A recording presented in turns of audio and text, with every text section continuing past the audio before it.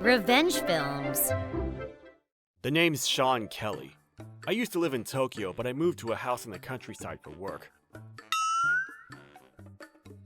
When I lived in Tokyo, I always bought packed meals. So when I first got here, I thought it was inconvenient because convenience stores were so far away. I have to cook for myself. I thought of buying some pots and pans, but when I went to greet my neighbors, the older ladies who were concerned about me living alone started bringing me things like simmered dishes and grilled fish, one after another from the first day I moved in. I had no trouble finding food. I was even thankful that I could eat healthier food than I could with packed meals. My life in the countryside made a great start. But in the morning a week after I moved in, I opened the door with great enthusiasm for my first day of work. But I was caught off guard. Huh? The door won't open! The front door, which opened normally until yesterday, couldn't open because it was blocked by something. I looked out the window right next to the door and saw an unbelievable sight. To my surprise, there were 5 cars parked side by side on the street in front of the house. The street in front of the house is very narrow. There were only houses and fields around the house, and only people entering houses along the street passed by. I figured it was probably someone who came to visit around here, and had always parked here until I moved in. Fortunately, there's another door in the back, so I decided to go out that door to work. I hope this doesn't happen again. I put a sign on the windshield of the car saying, "I'm currently living here, so please, don't park here." I came home tired at night from my first day of work, partly because of the new workplace. It's a long way to the office, too. It's gonna be tough until I get used to this. When I arrived home, I found something that looked like pieces of paper thrown away in front of my door. What is this? I unfolded it and found it was the paper I'd put on the cars this morning. Some of the papers were crumpled up, and some had a big cross written on top of my writing with a pen. I instantly knew that some buggers had parked here. But luckily, they didn't park here for the next 3 days. Instead, I woke up in the middle of the night to loud noises. What's that noise? He really is an asshole, isn't he? There were punks hanging out in front of the house. When I quietly looked out the window, I saw that the cars that had been parked the other day were parked again, and the punks were making noise by them. That's right, the owners of the cars were a group of countryside punks. Of course, I didn't have the guts to go out and warn them. I endured and spent a sleepless night. A few days later, the cars began to park in front of my house in the morning again. They must have realized that I wouldn't say anything, but I decided to call the police because I couldn't go on like this. We've checked around the neighborhood, but we can't find the owners. I've given them a parking ticket, so I'm sure they won't park here again. That was a relief. I quickly headed to work as I was running late. But when I returned home, I found an unbelievable scene awaiting me. The cars were no longer parked, but my front door was banged and dented, as if it'd been hit with something. What the hell? Impatiently, I tried to unlock the door to enter the house anyway, but the lock wouldn't open. Rather, something was stuck in the keyhole. You've got to be kidding me. Did they do this? I went around to the back door, entered the house, and turned on the light.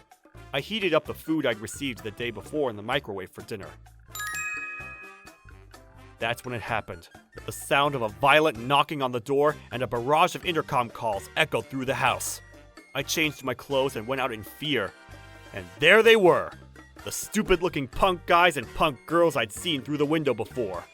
What took you so long? Don't get carried away, you idiot. Huh? Can I help you? Can I help you? You think you're funny? Are you the ones who banged the door by any chance? Huh? So what? We got tickets because of you, so we're gonna get even. We parked here long before you lived here. If you're not gonna let us park here, go rent 5 parking spaces somewhere and pay for our parking, you dickhead! I don't know what to say. I don't like it when the door doesn't open every morning, and I don't like it when you make noise in the middle of the night. Besides, This is a public road, not a parking lot. Shut up! Stop complaining! You're a man, but you're acting like a creepy little bitch. I'll kill ya! I'll kill ya, bitch! Gradually, I became annoyed with their dumb, selfish behavior. Park your cars in the parking lot properly! How poor are you if you can't even pay for a parking space? What? You're annoying. Can I kill him? Can I? And then... Hey, you! Huh? I came to my senses and turned around to the voice to see an old man and woman. And a woman who looked like their daughter standing there. Are they going to help me? I thought they were going to help me, but I was wrong. Hey, you! Stop complaining just because there are cars parked in front of your house. You're the one causing trouble. My daughter got a ticket because of you. Pay for it now! The sooner you pay, the easier it'll be. To my surprise, they were on the punk's side. Damn it! By the looks of it, it seemed that the man and the woman who came yelling at me were a married couple, and the old man and woman who rushed to the scene were their family. There are punk families like them in the countryside? No, they're just the crazy ones. I decided to call the police because I couldn't handle them. We're getting nowhere, so I'm gonna call the police. Then the punk guy yelled, "You asshole!" He took my phone and slammed it to the ground as hard as he could. I just bought that phone! I snapped. I slammed the door shut on the feet of the guy and woman, who'd stuck their feet in the doorway to keep me from closing the door, over and over again, as hard as I could. Ow!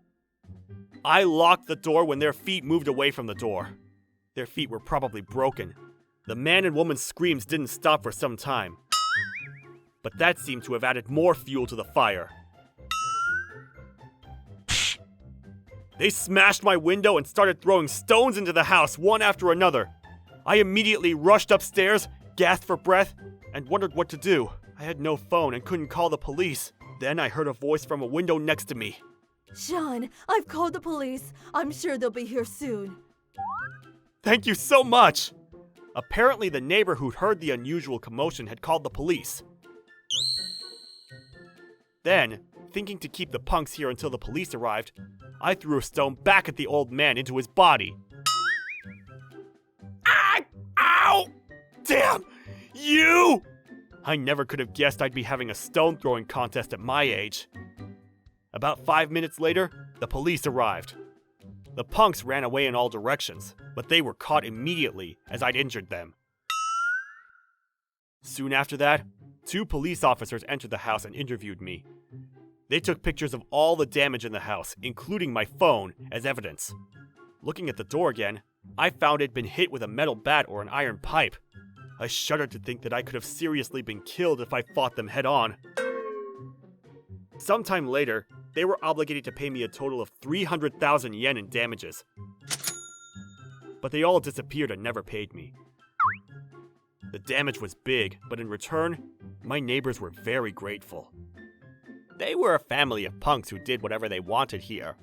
I'm sorry about what happened to you, but you did us a big favor by kicking them out. I was treated like a hero in this countryside, and the amount of gifts given from neighbors increased to the point that I couldn't eat them all. I've been able to get to know my neighbors, as is often the case in the countryside. And now, I'm enjoying country life to the fullest.